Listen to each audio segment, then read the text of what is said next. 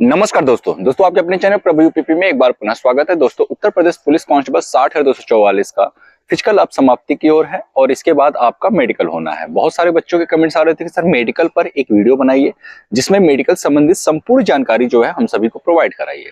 और इसके साथ ही साथ मैं ये भी जानता हूँ कि बहुत सारे ऐसे बच्चे होंगे जो आने वाले समय में पुलिस की एग्जाम देंगे और फिर जो है सिलेक्शन ले करके जो है मेडिकल तक शायद जाए, तो उनके भी मन में जो है मेडिकल से संबंधित बहुत सारे डाउट्स होंगे। दोस्तों सबसे पहले तो मैं ये क्लियर कर दूं कि यूपी पुलिस कांस्टेबल का जो मेडिकल होता है ये बहुत ही साधारण तरीके से होता है। अगर आप देखो तो जितने भी आपकी बेल्ट की वैकेंसीज निकलती हैं उनमें सबसे जो आसान मेडिकल होता है वो आपकी यूपी पुलिस का ही होता है।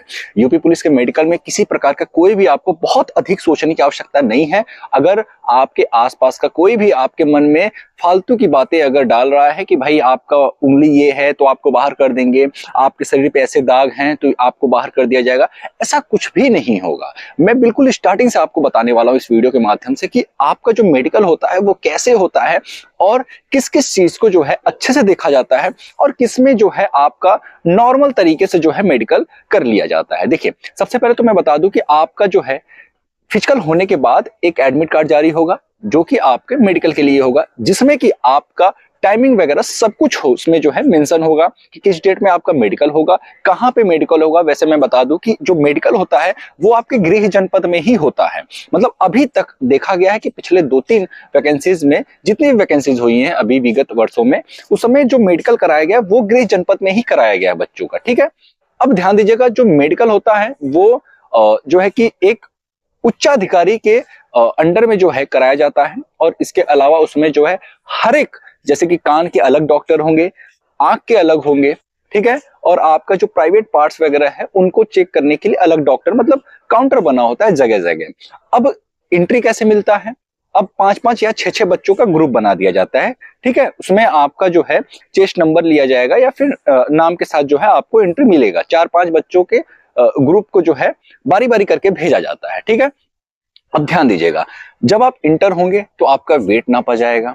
ठीक, आपका कहीं कहीं पे चेस्ट नापा जाता है। वैसे हमारा जहां मेडिकल हुआ था वहां पे चेस्ट या हाइट किसी प्रकार का कोई भी मेजरमेंट नहीं हुआ था, सिर्फ और सिर्फ वेट जो है नापा गया था। ठीक है, वेट नापने के बाद आप जब आगे जाते हैं तो फिर आपका जो है वहां पे आंखों का टेस्ट होता है। आंखों के टेस्ट में मैं बता दूं आपका आई विजन पहले देखते हैं, जैसा कि साइड में आपको दिख रहा होगा। इस प्रकार से आपको जो है एक चार्ट लगा होगा जिसमें कि आपके आई विजन को जो है चेक किया जाता है। वैसे यूपी पुलिस में 6/12 जो है आई विजन जो है माना जाता है। ठीक है, उससे नीचे है तो आपको आई विजन में बाहर कर दिया जाता है, लेकिन 6/12 जो है ये काफी होता है आपके सिलेक्शन के लिए।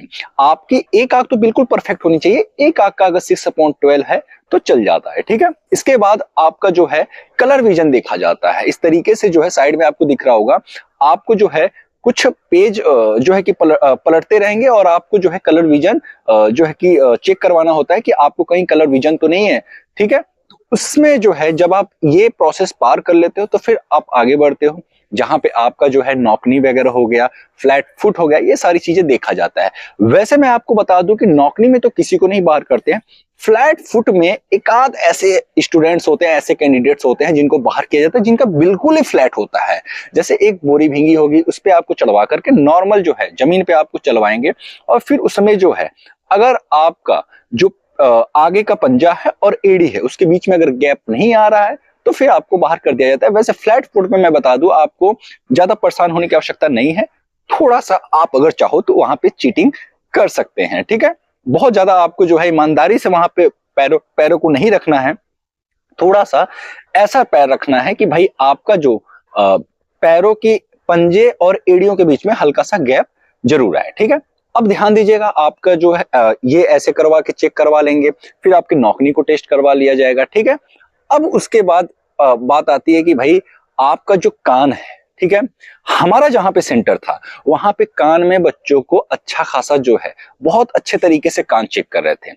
कभी कभी क्या होता है कि कोई ऐसा डॉक्टर होता है, ठीक है, कोई ऐसा डॉक्टर होता है जो कि मतलब बहुत ज्यादा जो है स्ट्रिक्ट होता है, तो वहां पे आपको समस्या आ सकती है। वरना बहुत ज्यादा जो है कान में किसी को बाहर नहीं किया गया है। हाँ, किसी बच्चे का कान बह रहा है या फिर किसी बच्चे के कान के पर्दे में जो है किसी प्रकार की सुराग हो तो उसको री मेडिकल मिल जाता है। ठीक है, जहां पे आप दोबारा से मेडिकल करा करके आप पास हो जाते हो। ठीक, अब ध्यान दीजिएगा, किसी बच्चे को अगर मेडिकल संबंधित और कोई जानकारी चाहिए होगी या उसको कोई प्रॉब्लम है जो वो सार्वजनिक तरीके से या सार्वजनिक तौर पे जैसे यूट्यूब पे वो कमेंट के माध्यम से नहीं बता पा रहा है या शर्मा रहा है, तो नीचे मेरा नंबर दिख रहा होगा, इस नंबर पे आप कॉल करके संपूर्ण जानकारी अच्छे से प्राप्त कर सकते हो। ठीक है, अब ध्यान दीजिएगा, इसके बाद बात आती है कि क्या आपके शरीर पे कोई निशान हो या फिर टाके की निशान हो या आपने कोई टैटू बनवा रखा है, तो क्या आपको बाहर किया जा सकता है? तो देखिए, डिपेंड करता है कि टैटू आपने कैसा बनवाया है। आपने बहुत ज्यादा डिजाइन वाला बनवा लिया है, पूरे बाजू भर ही टैटू है, तो आपको कंफर्म बाहर किया जाएगा। ठीक है, ये अनुशासनहीनता के खिलाफ होता है। ठीक है, तो देखिए, अब ध्यान दीजिएगा, आपका केवल नाम लिखा हुआ है या फिर आपने किसी प्रकार का मतलब किसी भगवान का नाम लिखवाया हुआ है, माँ का नाम लिखवाया हुआ है, चल जाएगा, कोई टेंशन लेने की आवश्यकता नहीं है। इसके अलावा जो है, अगर आपके शरीर पे कहीं भी कट मार्क हो, कहीं भी निशान हो, आपको बिल्कुल परेशान होने की आवश्यकता नहीं है। अब बहुत सारे बच्चों के मन में ये आता है कि बहुत सारे बच्चे कमेंट में भी पूछते हैं कि सर हमारी जो है उंगलियां जो है एक छोटी है या एक कटी हुई है, तो क्या चल जाएगा? देखिए, ध्यान दीजिएगा, अगर आपकी पांचों उंगलियां ये होनी चाहिए, अगर थोड़ा बहुत मतलब टेढ़ा है या झुका हुआ है, कहीं दाएं ओर है या बाएं ओर है, चल जाएगा, आपको परेशान होने की आवश्यकता नहीं है बिल्कुल। लेकिन आधे पे से अगर कटा हुआ है, वो विकलांगता में आ जाएगा, वो समस्या क्रिएट कर सकता है। ठीक है, क्योंकि जैसे मान लीजिए कि आप फायरिंग वगैरह कर रहे हो, तो वहां पे आपकी उंगलियां सही होनी चाहिए, बात समझ रहे हैं, आपको किसी प्रकार की समस्या नहीं होनी चाहिए।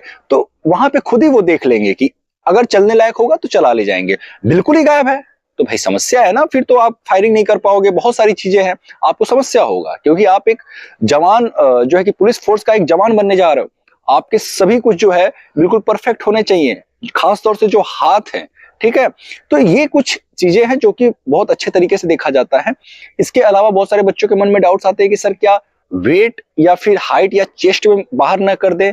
मेडिकल में ऐसा कुछ भी नहीं होता, किसी बच्चे को वहां पे वेट हाइट चेस्ट में किसी प्रकार का कोई भी परेशानी नहीं होता है। ऑलरेडी आपने करा करके जो है वहां तक आप पहुंचे हैं, तो आपको कोई समस्या नहीं होता है। ठीक है, किसी प्रकार का एक चीज और मैं अंत में आपको बताना चाहूंगा कि अब जब तक कि मेडिकल ना हो जाए, आप लोग को ये खास तौर से ध्यान रखना है कि ज्यादा घूमे ना, ज्यादा रिश्तेदारी में ना जाए।